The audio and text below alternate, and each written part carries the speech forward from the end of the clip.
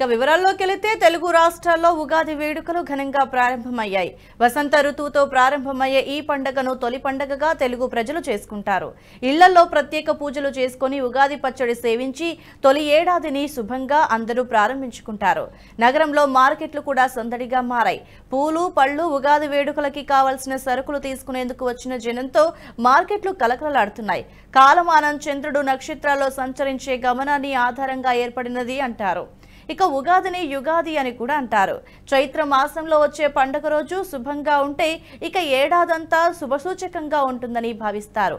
అందుకే ఉగాది అనేది ఓ ప్రత్యేకత. కార్యాలయాలు ఉగాది వేడుకలకి సిద్ధమయ్యాయి. తెలుగు ప్రజలకు ఇరు రాష్ట్రాల సీఎంలు రేవంత్ రెడ్డి, జగన్, కేంద్ర మంత్రి కిషన్ రెడ్డి, టీడీపీ అధినేత చంద్రబాబు, బీఆర్ఎస్ అధినేత కేసీఆర్ ఉగాది శుభాకాంక్షల్ని తెలిపారు.